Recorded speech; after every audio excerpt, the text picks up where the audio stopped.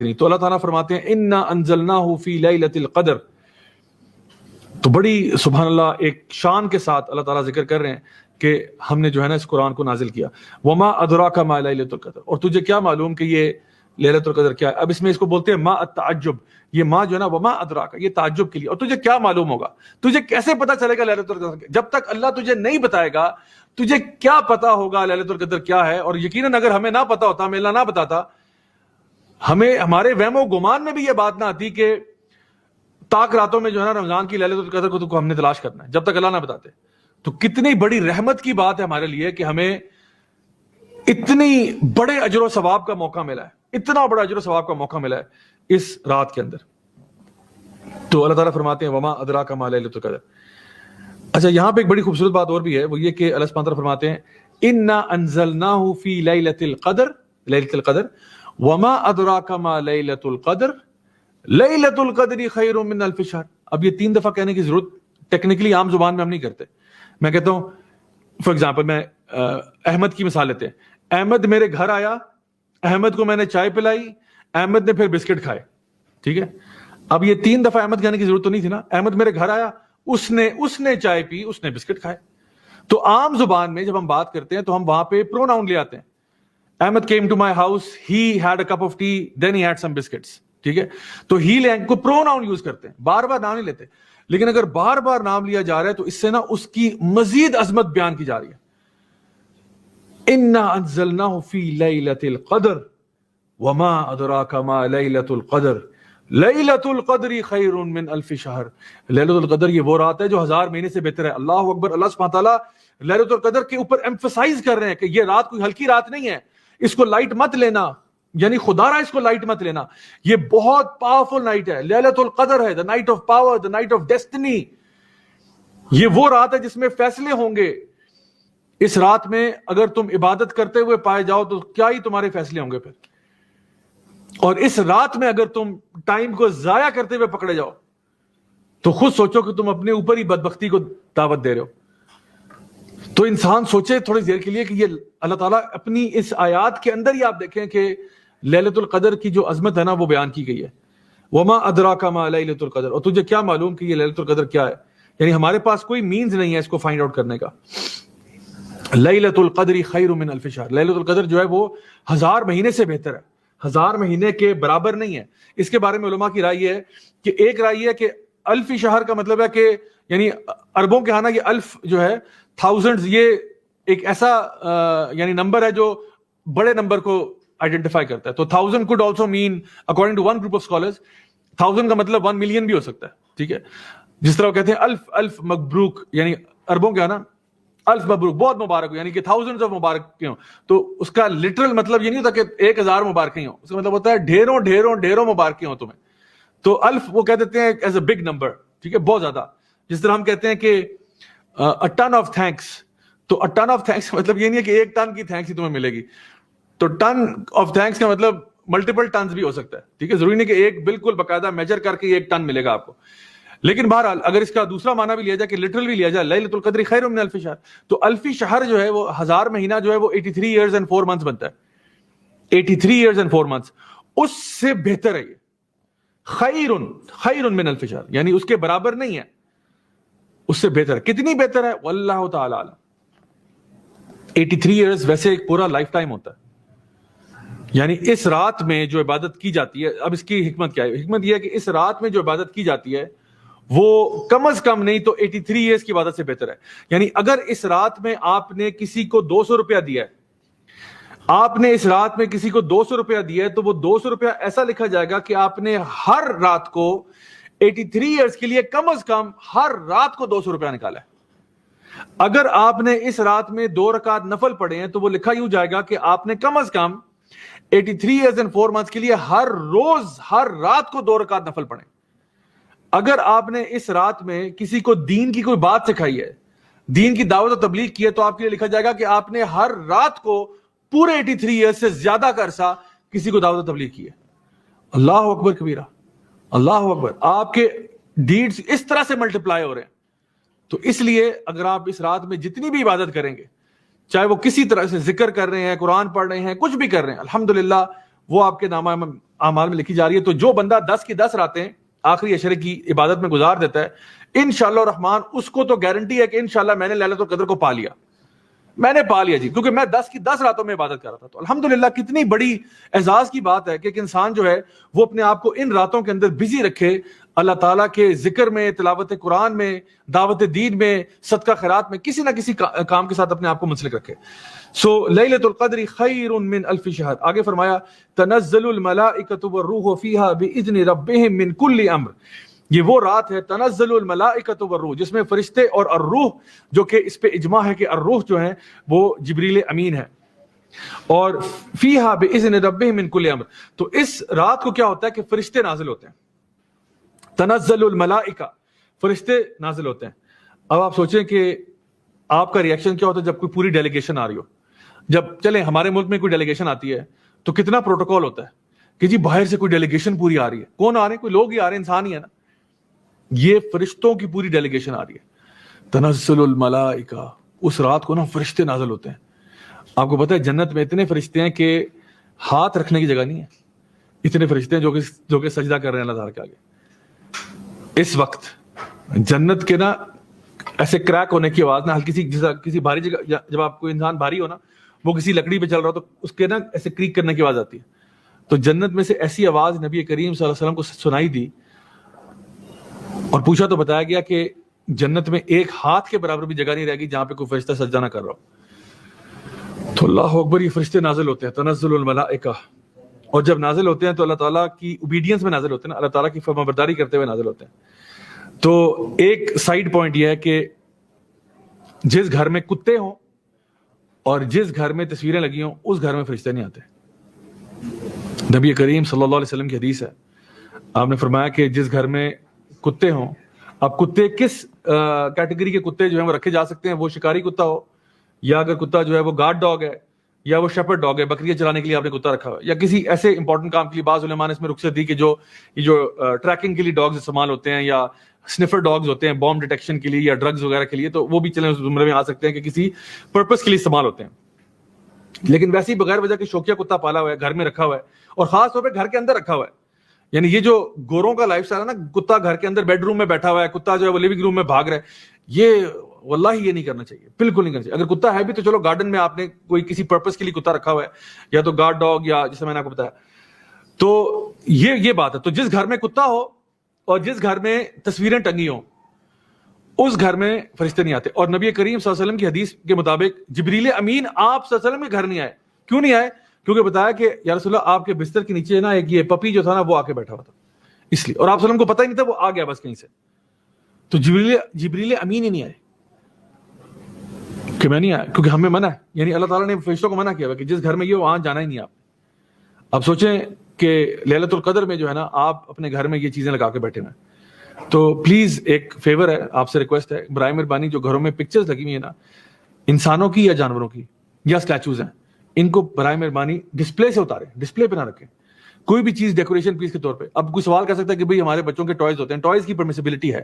سیدہ عائشہ کے پاس ڈالز بھی تھیں, سیدہ عائشہ کے پاس ایک فلائنگ ہارس کا بھی بنا ہوا تھا, وہ بھی حدیث میں آتا ہے. تو وہ اس کا مسئلہ نہیں ہے. کوئی ٹوائز ادھر ادھر پھینکتے رہتے ہیں, چیزیں اسٹف ٹوائز ہیں جو بھی ہیں وہ ایسے ہی رولتے رہتے ہیں نا آگے پیچھے, لیکن جس چیز کو آپ نے تعظیماً کہیں پہ ڈیکوریٹ کر کے رکھا ہوا ہے نا وہ کام نہیں کرنا آپ نے, وہ کام نہیں کرنا. تو کیونکہ اس کے بارے میں آتا ہے کہ وہاں فرشتے نہیں آتے. تو اگر ہم چاہتے ہیں کہ ہمارے گھر فرشتے آئیں تو انشاءاللہ گھروں کو نا فرشتوں کے لیے میگنیٹ بنائیں, گھروں کو صاف ستھرا کریں ہر اعتبار سے, تاکہ وہاں پہ فرشتے نازل ہوں. اور فرشتے کیوں آئیں گے؟ اللہ کی رحمتیں لے کے آ رہے ہیں, وہ اللہ کی برکتیں لے کے آ رہے ہیں, آپ سے ملنے آ رہے ہیں, آپ کو سلام کرنے آ رہے ہیں. سلام ہی حتی مطلع الفجر. تو ویسے تو یہ رات بھی پوری سلامتی کی, اور ایک اوپینین یہ بھی ہے کہ اس میں فرشتے آپ کو سلام کرتے ہیں, ملنے آپ سے آ رہے ہوتے ہیں. تو اس لیے انسان جو ہے وہ اس رات کا بھرپور فائدہ اٹھائے. اور یہاں پہ جو بات ہے کہ تنزل الملائکۃ والروح, اس سے یعنی یہ بات ذکر یعنی ظاہر ہوتی ہے کہ یہ فرشتے جو ہیں یہ اللہ تعالیٰ کے حکم سے نازل ہوتے ہیں. اور کیونکہ آگے یہ بات ارشاد فرمائے گی بِإِذْنِ رَبِّهِمْ, اللہ کے حکم سے آتے ہیں. یعنی کوئی غلط عقیدے والا یہ نہ سمجھے کہ فرشتے خود انڈیپینڈنٹ ہوتے ہیں اور خود اپنی مرضی سے آ رہے ہوتے ہیں, کیونکہ پچھلے مشرکین کا یہ عقیدہ تھا کہ فرشتے جو ہے نا وہ اللہ کی نعوذ باللہ ثم نعوذ باللہ اللہ کی بیٹیاں ہوتے ہیں, اور ہمارا نا اگر اللہ نہ بھی مانا تو ہم ان کے تھرو کنیکشن کروا کے اپنے آپ اللہ تعالیٰ کو نا راضی کروا لیں گے. تو فرشتے بھی اللہ کے ہی فرما بردار ہیں, آپ کے فرما بردار نہیں ہیں کہ آپ کی وہ سفارش سنیں گے. فرشتے اللہ کے اذن سے آتے ہیں, اللہ کے حکم سے آتے ہیں. تنزل الملائکۃ والروح, آپ سوچیں کہ تمام فرشتے اور جبریل امین اس رات میں نازل ہو رہے ہیں. آپ سوچیں یہ وہی فرشتے ہیں جو کہ نبی کریم صلی اللہ علیہ وسلم کے پاس قرآن لاتے تھے. اس رات میں جبریل علیہ السلام بھی نازل ہوتے ہیں, وہی جبریل جنہوں نے قوم لوط کو تباہ کر دیا تھا, وہی جبریل علیہ السلام جو نبی کریم صلی اللہ علیہ وسلم کے پاس انسان بن کے بھی آتے تھے اور اپنے اصل روپ میں بھی نظر آیا. آپ نے فرمایا مجھے جبریل نظر آئے تو پورا آسمان جبریل کے پروں سے بھرا ہوا تھا, 600 پر ہیں ان کے. اللہ اکبر کبیرہ. امیجن کریں کہ لیلۃ القدر میں جبریل, تنزل الملائکۃ والروح, جبریل بھی نازل ہوتے ہیں اور فرشتے بھی نازل ہوتے ہیں اللہ کے اذن سے.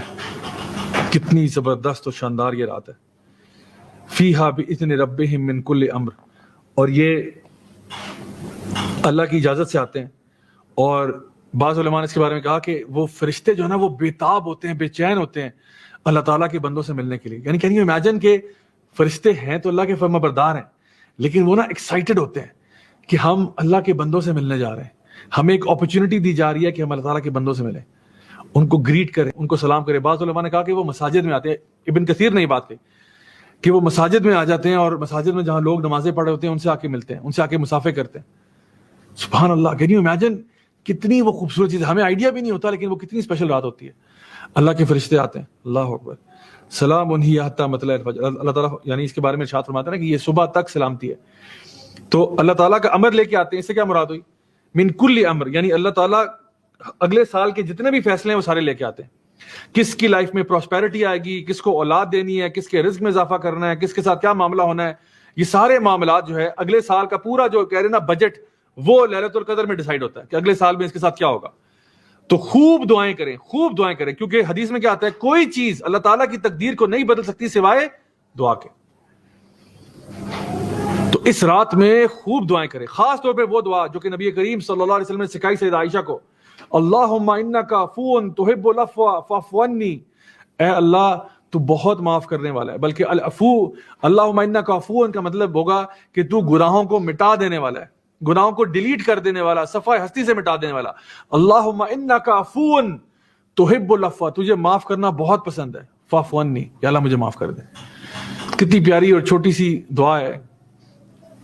تو یہ دعا کثرت سے مانگیں, کیونکہ اگر اللہ نے آپ کو معاف کر دیا, اللہ اکبر, جو کہ اللہ تعالیٰ کرتا ہے, جو بھی اللہ تعالیٰ سے طلب کرتا ہے اللہ تعالیٰ ضرور دیتا ہے اس کو.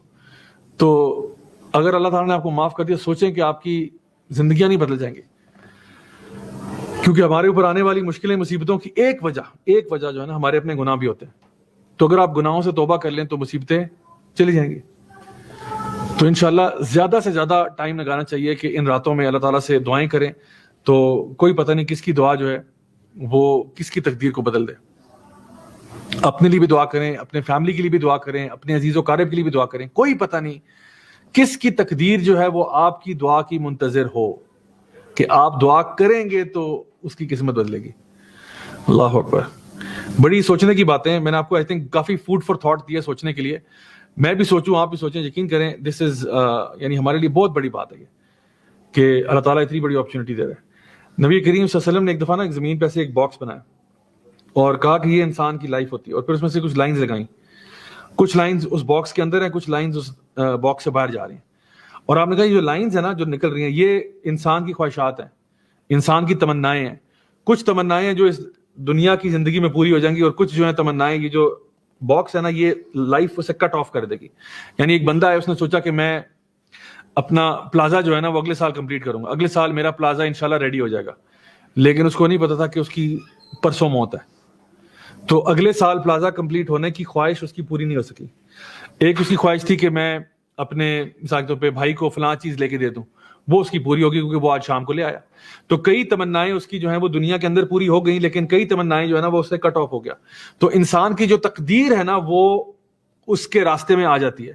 انسان کی تقدیر, اس کے کئی خواب ہوتے ہیں جو تقدیر اس سے پہلے اس کی لائف کو اینڈ کر دیتی ہے. تو اسی لیے یہ رات جو ہے نا لیلۃ القدر ہے, یہ ڈیسٹنی کی رات بھی ہے. اسی لیے انسان جو ہے وہ اس رات میں دعائیں مانگتا ہوا پایا جائے تو اچھا ہے. سلام ہی حتی مطلع الفجر, اور یہ صبح تک جو ہے یہ سلامتی کی رات ہوتی ہے, صبح تک یعنی صبح فجر تک. یعنی بیسیکلی لیلۃ القدر جو ہے اس کو کہاں تلاش کرنا ہے آپ نے؟ مغرب سے لے کر فجر تک, مغرب سے لے کر فجر تک. لوگ اکثر عشاء کے بعد شروع کرتے ہیں کہ جی چلو اب جو ہے نا وہ لیلۃ القدر سٹارٹ. نہیں, لیلۃ القدر کا ٹائم جو ہے وہ مغرب سے شروع ہے. مغرب کی نماز جیسی اذان ہو گئی, لیلۃ القدر اگر یعنی جو بھی اگلی آگے راتیں آ رہی ہیں اس میں ٹائم شروع ہے. مغرب سے لے کے سلام ہی حتی مطلع الفجر, اس پورے ٹائم میں جو بھی تلاوت کریں, ذکر کریں, دعا کریں, قیام اللیل کریں, جو کچھ کریں, صدقہ خیرات کریں. بلکہ آپ کو آئیڈیا دیتا ہوں کہ گھر میں کوئی آپ ایک صدقہ باکس بنا لیں, روزانہ کے پیسے ڈالیں اس میں, روزانہ کے پیسے ڈالیں. کوئی رات میں کیش ہو گیا تو انشاءاللہ الرحمن کہاں سے کہاں بات پہنچ جائے گی. تو انشاءاللہ صبح تک سلامتی ہے. تو ایک وجہ تو یہ کہ فرشتے نازل ہو رہے ہیں, وہ سلام کرنے کے لیے آ رہے ہیں, سلامتی لے کے آ رہے ہیں, رحمتیں برکتیں لے کے آ رہے ہیں. فرشتے جبریل امین نازل ہو رہے ہیں, ظاہر سی بات ہے سلامتی لے کے آ رہے ہیں. اور اس کی نشانیوں میں سے احادیث مبارکہ میں نبی کریم صلی اللہ علیہ وسلم نے بتایا کہ یہ ایک ایسی رات ہے جس میں نہ ہی بہت سردی ہے نہ ہی بہت گرمی ہے. اب یہ کچھ نشانیاں ہیں, ٹھیک ہے. ایک حدیث میں بتایا جاتا ہے نہ ہی بہت سردی ہے نہ ہی بہت گرمی ہے.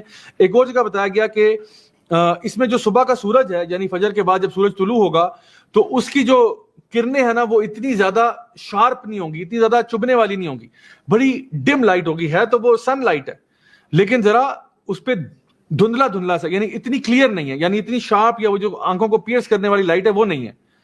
تو یہ لیکن آپ کو نا رات کے بعد اگلے دن صبح کا جب سورج چڑھے گا تب پتہ چلے گا. رات کے بارے میں کہا گیا کہ ایسی رات ہے جو پلیزنٹ رات ہے, نہ بہت زیادہ سردی ہے نہ بہت گرمی ہے, بس درمیانی سی رات ہے, پلیزنٹ رات ہے. سو واللہ عالم اب اس کے اوپر انسان انویسٹیگیشن کر سکتا ہے, پوری ریسرچ کر سکتا ہے. لیکن بعض علماء کی رائے میں مجھے بڑی انٹرسٹنگ لگی, انہوں نے اس کو ایکسپلین کیا کہ اگلے دن کا سورج جو ہے نا وہ اتنا کلیئر کیوں نہیں ہوتا. تو ایک رائے بڑی انٹرسٹنگ تھی, واللہ عالم اب اللہ کو بہتر معلوم ہے کہ یہ رائے جو ہے یہ درست ہے یا نہیں ہے, لیکن بہرحال مجھے اچھی لگی تو میں آپ سے شیئر کر رہا ہوں. وہ یہ کہ سورج کے ڈم ہونے کی وجہ یہ ہے کہ سورج تو آیا ہوا ہے لیکن ڈم اس لیے ہو رہا ہے کیونکہ پوری رات جو فرشتے آئے تھے نا وہ فجر کے بعد واپس جا رہے ہیں, اور جب وہ واپس جا رہے ہیں تو اتنے زیادہ ہیں تعداد میں, اتنا زیادہ ہے کہ انہوں نے سن لائٹ کو بلاک کر دیا. اللہ اکبر. ویسے تو فرشتے نظر نہیں آتے لیکن تعداد میں اتنی زیادہ ہے کہ کوئی ایک فلٹر سا کریٹ ہو گیا ہے سورج اور آپ کے بیچ میں. اتنے فرشتے اوپر اللہ کی طرف یعنی واپس جو ہے نا آسمانوں کی طرف رخ کر رہے ہیں, جو اسی رات پہلے آئے تھے. تنزل الملائکہ جو نیچے اترے تھے اب وہ واپس جا رہے ہیں, تو ان کے واپس جانا اتنی زیادہ تعداد میں ہے کہ وہ سن لائٹ کو ڈم کر دیتے ہیں. اللہ اکبر واللہ تعالی عالم کی بات ہے یعنی. لیکن بہرحال بہت ہی عالی شان بات ہے یعنی. سبحان اللہ, اللہ تعالیٰ اپنے بندوں پہ کتنا کرم کر رہا ہے کہ اس نائٹ میں کتنا کچھ ہو رہا ہے, کتنی ایکٹیویٹی ہو رہی ہے. یعنی اگر ہمارے پاس وہ آنکھیں ہوتی جس سے ہم فرشتوں کو دیکھ سکتے تو میرا خیال ہے ہم لوگ حیران رہ جاتے کہ اس رات پہ کیا ہو رہا ہے. اللہ اکبر کبیرہ.